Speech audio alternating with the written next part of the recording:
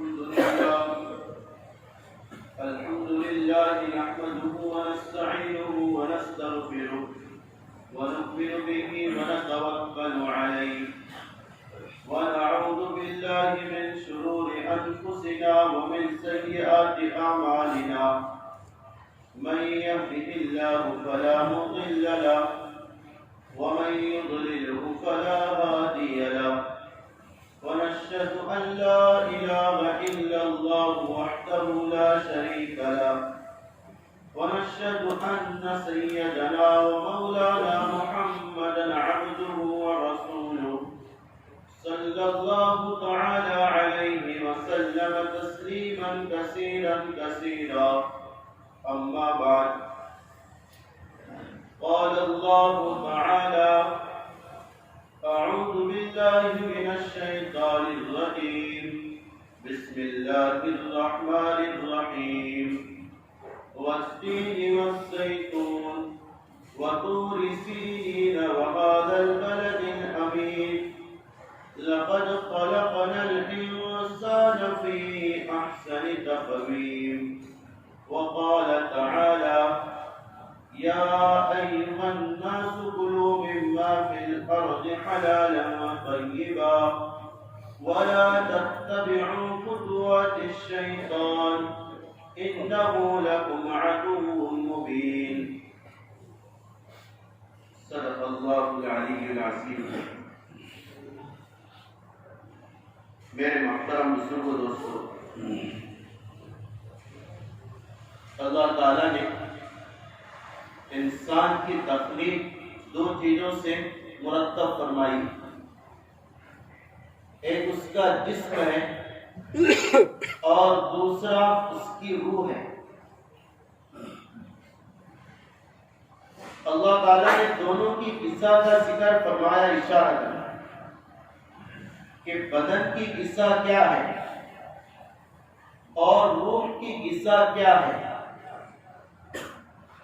اللہ فرما رہے والتین والزیتون، قسم ہے تین کی. تین عربی زبان کا لفظ ہے، اردو میں اس کا ترجمہ انجیر سے ہوتا ہے. اللہ تعالیٰ نے انجیر کی قسم کھائی. اور یہ بات میں پہلے کہہ چکا ہوں، ہمارے لیے اللہ کے علاوہ کسی کی قسم کھانا جائز نہیں. قسم صرف اللہ کی کھائی جائے. اللہ کی خصوصیت ہے اللہ تعالیٰ کبھی سورج کی قسم کھاتے، کبھی چاند کی قسم، کبھی دن کی قسم، کبھی رات کی قسم، اور کبھی زمانے کی قسم کھاتے اور کبھی ستارے کی قسم کھاتے ہیں وغیرہ.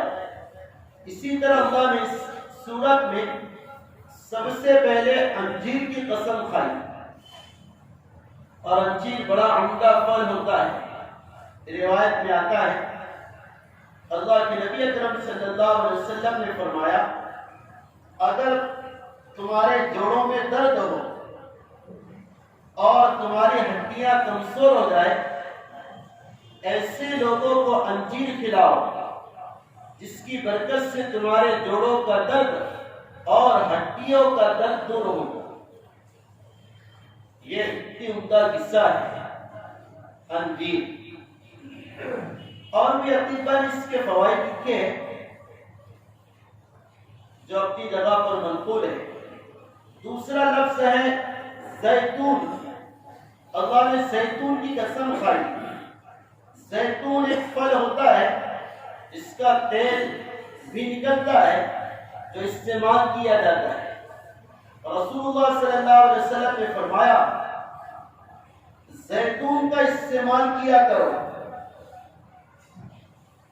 زیتون کا چاہے پھل ہو چاہے اس کا تیل ہو، اس کو یوز کیا کرو. اور یوز کرنے کے دو طریقے اطباء نے بتائے. اس کو نہار پہ پیا کرو یا اس تیل کی اپنے بدن پر مالش کیا کرو. تم نے جب اس کو یوز کر لیا اس طریقے سے فائدہ کیا ہوگا؟ رسول اللہ صلی اللہ علیہ وسلم نے فرمایا زیتون کے استعمال میں 70 بیماریوں سے شفا ہے، جن میں سے ایک بیماری کوڑ ہے، باقی 69 بیماریاں اور ہیں جو اللہ کے علم میں ہیں۔ اللہ اس سے 70 مہلک بیماریوں سے زیتون کے استعمال کی برکت سے حفاظت عطا فرمائیں گے۔ تو 2 چیزوں کی قسم کھائی، تین اور زیتون عمدہ چیز ہے۔ مفسرین فرماتے اس آیت سے اشارتاً یہ ثابت ہوتا ہے کہ غذا عمدہ ہونا چاہیے، ظاہراً اچھی چیزیں کھانا اور خراب چیزوں سے اپنے آپ کو بچانا، یہ بھی اس سے اشارتاً ثابت ہوتا ہے۔ دوسری آیت ہے، اللہ اس میں فرما رہے وَطُورِ سِینِین، قسم ہے طور سینا کی جہاں پر توریت نازل ہوئی، اور یہ توریت روح کی غذا ہے۔ وَهَذَا الْبَلَدِ الْأَمِینِ، اور چوتھی قسم اس شہر کی جو بلد امین ہے اور اس پر قرآن اتارا گیا، جو مکۃ المکرمہ سے یاد کیا جاتا ہے، جو کہ روح کی غذا ہے۔ سمجھ آئی بات؟ بدن کی غذا بھی عمدہ، روح کی غذا بھی عمدہ۔ جب یہ دونوں چیزوں کا مرتب مجموعہ جمع ہوگا، لقد خلقنا الانسان فی احسن تقویم، انسان خوبصورت بنے گا۔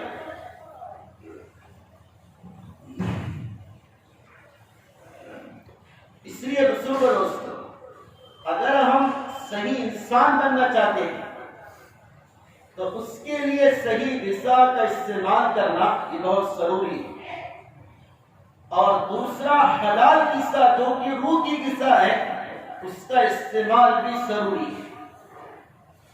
اگر احسن تقویم کی تفسیر بننا چاہتے ہو اور روح کو عمدہ بنانا چاہتے ہو، اس کے لیے روزی کو حلال رکھنا اور لقمے کو پاکیزہ بنانا اور کمائی کو طیب بنانا اور پیٹ میں جانے والے غذا کو انمول بنانا، یہ میری آپ کی ذمہ داری ہے۔ میں نے ایک روایت ذکر کیا تھا گزشتہ ہفتے جو آپ کے سامنے پڑھا تھا، جس کا خلاصہ یہ ہے، اللہ کے نبی اکرم صلی اللہ علیہ وسلم نے فرمایا من طلب حلالا، جس نے حلال کمایا، حلال کے لیے کوشش کیا، پہلی غرض حلال یہ ضروری ہے، کائے کے لیے سعیا علی اہلہ، اپنے اہل و عیال کے نفقے کو پورا کرنے کے لیے، حلال کا لقمہ اپنے اولاد کے پیٹ میں ڈالا، یہ شرط ہے آگے کی فضیلت کے لیے، اور تعطفا عن المسئلہ، سوال سے بچنے کے لیے کمایا، اور پڑوسیوں پر حسن سلوک کرنے کے لیے کمایا۔ اللہ کے نبی نے فرمایا وہ اللہ تعالیٰ سے اس حال میں ملاقات کرے گا اور اللہ سے اس حال میں ملے گا، اس کا چہرہ 14ویں رات کے چاند کی طرح چمکتا ہوا ہوگا۔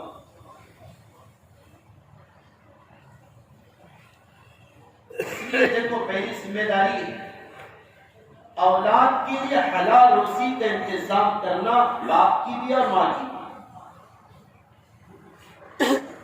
مورخین نے لکھا ہے خلیفہ منصور جو بنو امیہ کا ایک خلیفہ ہے، حاکم تھا، اس نے عبد الرحمن بن قاسم بن محمد بن ابو بکر سے سوال کیا رحمت اللہ علیہ، یعنی حضرت ابو بکر صدیق کے بڑ پوتے سے سوال تھا کہ مجھے نصیحت کیجیے۔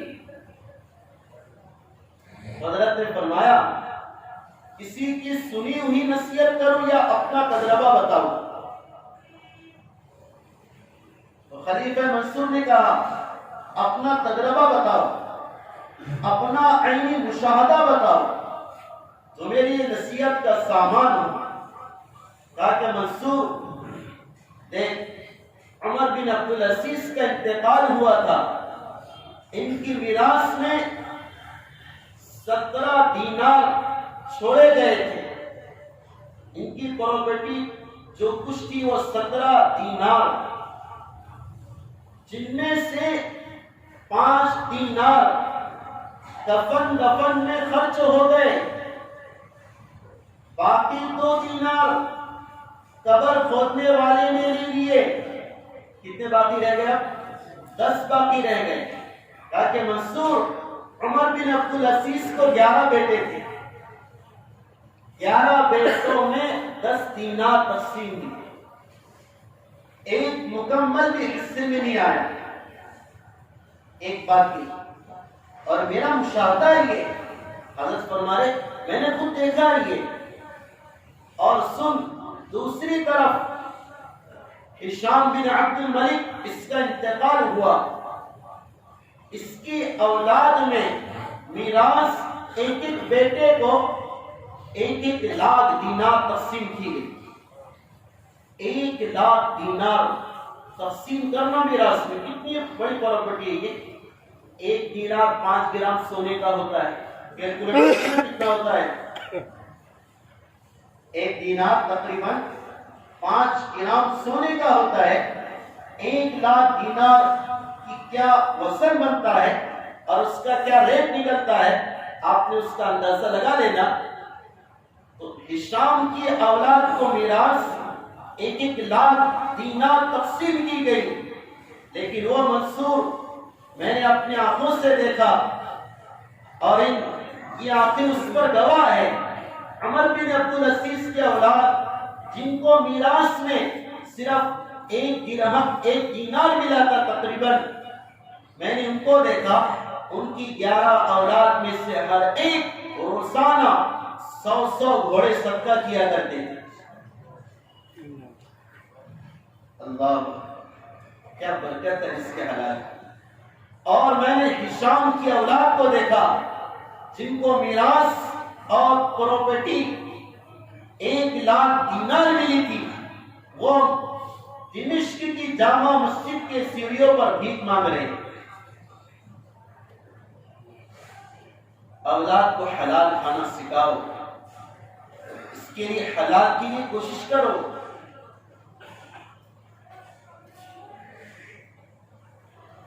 اس لیے اللہ کے نبی اکرم صلی اللہ علیہ وسلم نے حرام غذا کے متعلق 2 چیزیں بیان کی، ایک تو حرام سے بھی روکا، اور حرام کے شبہ اور حرام کا ڈاؤٹ اگر کسی کو ہو اس سے بھی منع کیا ہے۔ آپ نے بیان کیا ہے کہ جو بدن کا حصہ اور بدن کا گوشت حرام مال سے پروان چڑھا، حرام مال سے اس کا نشو و نما ہوئی، اس کے لیے جہنم سادہ مستحق اور لائق ہے۔ رسول اللہ صلی اللہ علیہ وسلم نے بیان کیا ہے، میں نے معراج میں جہنم کے مناظر دیکھے اور مجھے مختلف قسم کے لوگ نظر آئے جنہیں مختلف قسم کے عذابات دیے جا رہے، سزا دی جا رہی۔ میں نے کچھ لوگوں کو دیکھا، ان کے پیٹ امت کی طرح بڑے تھے اور اس کے اندر سانپ زہریلے تھے جو اندر سے ان کو ڈھس رہے تھے۔ میں نے حضرت جبرائیل علیہ السلام سے پوچھا، من ہم، یہ کون ہیں؟ کہا کہ آپ کی امت کے حرام کھانے والے۔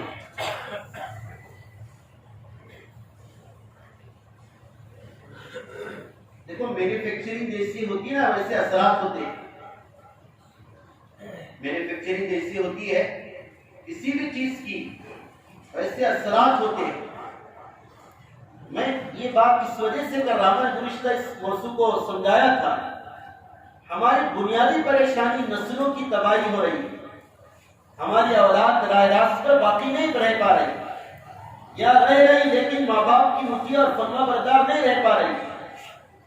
کی وجہ یہ ہے کہ مینوفیکچرنگ میں فالٹ ہے، ایندھن میں کام ہے، اس لیے سعد بن ابی وقاص رضی اللہ تعالی عنہ خدمت اقدس میں تشریف لائے اور بڑے عاجزی سے سوال کیا، رسول اللہ صلی اللہ علیہ وسلم آپ دعا کر دیں اللہ مجھے مستجاب الدعوات بنا دے، یعنی جب بھی میں ہاتھ اٹھاؤں میری دعا اللہ کو قبول کر لے فوراً۔ ویسا ایک بات سمجھنا، ہر دعا مستجاب ہوتی ہے، ہر دعا قبول ہوتی ہے، سمجھ میں آ رہی بات؟ اس لیے علماء نے لکھا ہے یہ سمجھنا کہ میری دعا قبول نہیں ہوتی گناہ کبیرہ ہے۔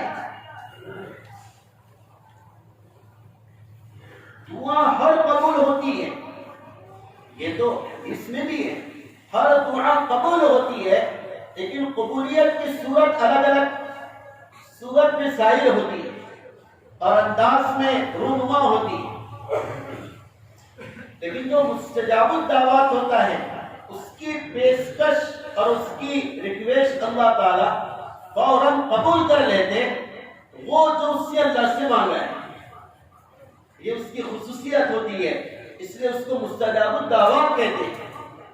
حضرت سعد بن ابی وقاص یا ہمارے نبی کے مامو جان ہیں، مامو جان اپنے بھانجے سے کہہ رہے بھانجے دعا کرو اللہ مجھے ایسا بنا دے میں ہاتھ اٹھاؤں اللہ قبول کر لے۔ رسول اللہ صلی اللہ علیہ وسلم نے فرمایا کہ مامو جان آپ حلال غذا اور روزی استعمال کیا کرو اللہ آپ کو مستجاب الدعوات بنا دے۔ یہ بہت عمدہ نسخہ ہے اور آسان بھی ہے۔ ہمارے یہ نالے ہیں اور شکوے شکایتیں ہیں، آج ہماری جو درد ہمارا جو درد ہے، ہماری جو آہو بکا ہے، یا آسمان کے دروازے کو فوراً کیوں کھٹکھٹا نہیں رہا اور فیصلے فوراً رونما کیوں نہیں ہوئے؟ اس کی وجہ یہ ہے جس پیٹ اور جس زبان سے یہ الفاظ نکل کر جا رہے ہیں اس پیٹ اور زبان میں حرام کی آمیزش ہے۔ اس لیے رسول اللہ صلی اللہ علیہ وسلم نے فرمایا ایک آدمی سفر میں حالت سفر میں، اور ایک حدیث میں آتا ہے سفر کی دعا قبول ہوتی ہے، مسافر کی دعا اللہ رد نہیں کرتا، اس کی دعا اللہ قبول کرتا ہے۔ ایک حدیث میں تو یہ بیان کیا، یہاں پر آپ کہہ رہے ایک آدمی سفر میں ہے اور اس کی صورت اور حیت یہ ہے بال بکھرے ہوئے، بدن غبار آلود، یعنی اس کا بدن اور کپڑے میلے کچیلے ہیں، وہ سخت محتاج اور ضرورت مند ہے۔ اور سنو قرآن کہہ رہا اَمَّن يُجِيبُ الْمُضْطَرَّ إِذَا دَعَاهُ، اللہ تعالیٰ مضطر کی دعا کو قبول کرتا۔ مضطر اسے کہتے ہیں کہ بہت زیادہ پریشانی میں مبتلا ہو جائے، اس کا دل ٹوٹ چکا ہو اور وہ بس اللہ کے آسرے پر جی رہا، وہ مضطر ہے، اللہ اس کی دعا رد نہیں کرتا۔ تو اس آدمی میں دونوں قبولیت کے آثار اور علامتیں سفر میں بھی ہیں اور حالت پریشانی میں بھی ہے۔ ہونا یہ چاہیے تھا وہ ہاتھ اٹھاتا فوراً اللہ تعالیٰ فیصلہ کرتے تھے، لیکن نبی اکرم صلی اللہ علیہ وسلم حدیث میں فرما رہے وہ اللہ سے مانگتا ہے انا یستجاب لہ، اس کی دعا کہاں سے قبول ہوگی؟ اس لیے کہ اس کا کھانا حرام کا ہے اور پینا حرام کا ہے۔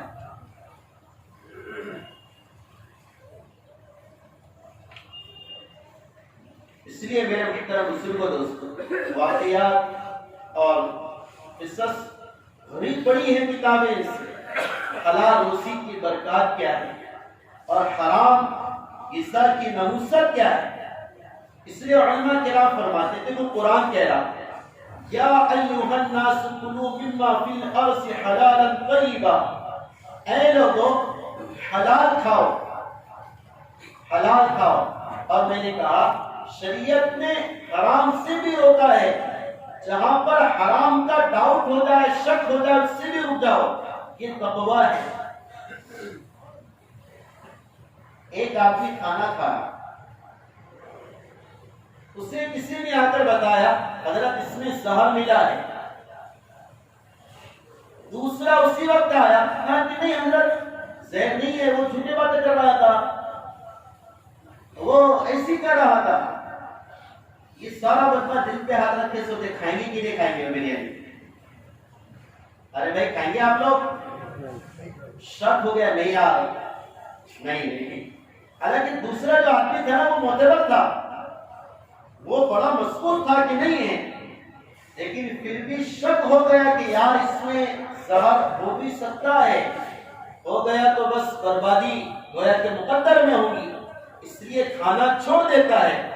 شریعت اسی طرح کہہ رہی، جس میں حرام کا زہر ہے اس سے بھی دور ہو جاؤ، اور جہاں پر حرام کے زہر کا شک شبہ ڈاؤٹ ہے اس سے بھی دور ہو جاؤ، جیسے تم زہر کے ڈاؤٹ سے دور ہو جاتے۔ یہ شریعت کا مزاج ہے۔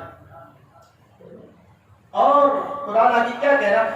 یا ایھا الناس کلوا مما فی الارض حلالا طیبا ولا تتبعوا خطوات الشیطان۔ شیطان کی اتباع نہ کرنا، وہ حرام مال کو تمہارے سامنے مسین کرے گا، وہ رشوت کو، سود کو، انٹرسٹ کو اور غصب کے مال کو، خیانت کے مال کو اور چوری کے مال کو تمہارے سامنے مسین کر کے لائے گا۔ لا تتبعوا، اتباع مت کرنا، انہ لکم عدو مبین، وہ تمہارا دشمن ہے، دوست نہیں ہے، تمہارا دوست اللہ ہے۔ اگر کسی نے اس کی اتباع کر لیا، حرام کا لقمہ کھا لیا یا کھلا دیا، کیا ہوگا؟ انما یأمرکم بالسوء والفحشاء، یہ حرام غذا کا یقینی اثر یہ ہے وہ تمہیں اور تمہاری اولاد کو گناہوں پر ابھار دے گا، والفحشاء بے حیائی میں مبتلا کر دے گا، بے حیا بنا دے گا اولاد کو اور اپنی نسلوں کو۔ اس لیے آج کی جو نیو جنریشن ہے، خال اس میں کوئی باحیا نظر آ رہا ہے، حالانکہ حیا بہت بڑا شعبہ ہے، اس کی شرم مر جاتی ہے، اس سے کوئی چیز اثر نہیں کرتی۔ امام بخاری رحمۃ اللہ علیہ بہت بڑے عالم ہیں، ان کے استاد محمد بن مسلمہ کانبی رحمۃ اللہ علیہ، یہ ڈرنک کیا کرتے تھے، ڈاکو تھے، لٹیرے تھے۔ دیکھو سننا دور سے توجہ سے، میں نے کیا کہا؟ امام بخاری کے استاد محمد بن مسلمہ کانبی رحمۃ اللہ علیہ، آپ بخاری شریف کھولو اس میں روایتیں دکھیں گی ان کا نام ہے سند میں اور اسماء رجال میں۔ تو وہ پہلے ان کی حالت تھوڑی خراب تھی، ایک مرتبہ وہ جا رہے تھے راستے سے، تو امام بخاری کے دوسرے استاد ہیں شعبۃ بن الحجاج رحمۃ اللہ علیہ، وہ حدیث پڑھا کر اور اس سے بیان کر کے جا رہے تھے راستے سے، وہ ادھر سے آ رہے تھے اور حالت نشہ میں تھے۔ اب اللہ اکبر، میں اس واقعے پر غور کرتا، اس زمانے میں نشے کی حالت میں بھی دلوں میں قبول کرنے کی صلاحیت ہوا کرتی ہے۔ اللہ، تو انہوں نے حضرت شعبہ کی ایک گھوڑی کی لگام پکڑی، گھوڑی بجا رہے تھے، کہا کہ رک جاؤ۔ حضرت شعبہ حدیث کے امام ہیں، اور ایک آدمی جس کی حالت خراب ہے وہ ان کے گھوڑے کی سین اور لگام اور ڈور پکڑ کر کہہ رہا رک جاؤ اور مجھے نصیحت کرو، نصیحت کر کے جاؤ۔ تو حضرت شعبہ فرماتے ہیں میں اس آدمی کو کیا نصیحت کروں، وہ پہلے تو اس کا سنتولن صحیح نہیں ہے، بیلنس نہیں ہے، اور اس میں نصیحت کیا کہہ رہا؟ تو کہتے اچانک اللہ نے میرے دل میں ایک بات ڈالی، وہ اچانک آئی ایک حدیث، اللہ کے نبی کرم صلی اللہ علیہ وسلم کا کلمات میں نے ان سے دے دیا، اور وہ حدیث یہ تھی کہ محمد بن مسلمہ، حدیث میں اللہ کے نبی نے فرمایا اذا فاتك الحیا فافعل ما شئت، کہ جس کی حیا اور شرم مر جاتی ہے پھر وہ جو چاہے کر لیتا ہے، وہ نہ حرام کی پرواہ کرتا نہ حلال اور نہ کسی اور مشتبہ چیز کی پرواہ کرتا ہے۔ یہ بات جب ان کے سامنے کہی گئی کہا کہ میری حیا مر گئی، اس لیے میں اللہ کے سامنے شراب پینے سے نہیں شرم رہا، اللہ کے سامنے اللہ کے حکموں کو توڑنے سے شرم نہیں رہا۔ یہ بات دل پر اثر کری، دوسرے دن غسل کیا اور حضرت شعبہ کی مجلس سے حدیث میں جا کر تشریف رکھا اور پھر حدیث کے شاگرد بنے، امام بنے، اور امام بخاری ان کے شاگرد اور استاد اور اسٹوڈنٹ بنے۔ یعنی حیا ایک ایسی چیز ہے جو انسان کو راہ راست پر لا سکتی ہے۔ یہ حیا کا بنیاد کہاں سے پیدا ہوتی ہے؟ حیا کی بنیاد پیدا ہوتی ہے حلال روزی سے، کیونکہ قرآن کہہ رہا شیطان حرام کھلا کر بے حیائی میں مبتلا کرتا ہے اور حلال روزی حلال لقمہ پیٹ میں جا کر وہ با حیا بناتا ہے۔ اس لیے فیصلہ میرے آپ کے ہاتھ میں ہے، اپنی نسلوں کو، خاندان کو اور اپنے قبیلے کو اور اپنے پیٹ اور اپنی ساتھ کو کس طرف لے جانا چاہتے، با حیا بننا چاہتے یا بے حیا بننا چاہتے۔ اور دیکھو بے حیائی کی کیا نظام ہے، اور وہ نئی نسل جو بے حیا ہو گئی، نہ وہ ماں باپ کی تابعدار ہے اور نہ مسلح کی شہسوار ہے اور نہ اسے اللہ کا ڈر ہے اور نہ اسے کسی بڑے کی تعظیم اور تکریم ہے، اور وہ ایسی اولاد بن گئی کہ ماں باپ اس کے لیے اور اس کے اولاد ہونے کو بولنے کے لیے شرما رہے کہ میرا بیٹا ہے۔ یہ دیکھو نا آج 31 ہے نا، کل 1 تاریخ ہے، تو اسی پہ حیائی عام ہوگی۔ اللہ اس سے حفاظت فرمائے۔ دیکھو اللہ کو جتنا غصہ کفر پر نہیں آتا اس سے زیادہ غصہ بے حیائی پر آتا ہے۔ بے حیا، ننگا پن، ناچ گانا، شراب اور حسن کا سودا، یہ جو منکرات اور فحشا ہے اللہ کے غضب اور غیظ کو دعوت دیتے۔ اس لیے ہم اسلام کو فالو کرتے ہیں، مسلمان ہیں۔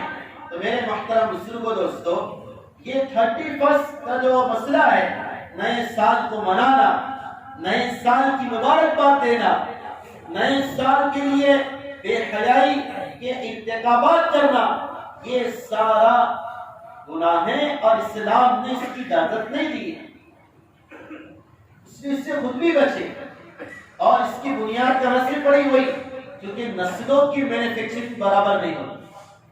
اس لیے میرے محترم بزرگوں دوستوں، میں نے ایک آیت آپ کے سامنے شروع میں تلاوت کی تھی، والتین والزیتون، قسم انجیر اور زیتون کی، وطور سینین، اس پہاڑ کی جس پر توریت اتری، وہذا البلد الامین، اس شہر کی جہاں پر قرآن اترا، لقد خلقنا الانسان فی احسن تقویم، انسان بہت اچھا پیدا ہوا، لیکن اس شرط کے ساتھ کہ بدن بھی صحیح ہو اور روح بھی صحیح ہو۔ بدن کا صحیح ہونا موقوف ہے اچھی غذا پر، روح کا صحیح ہونا موقوف ہے حلال غذا پر۔ اللہ مجھے آپ کو عمل کی توفیق عطا فرمائے۔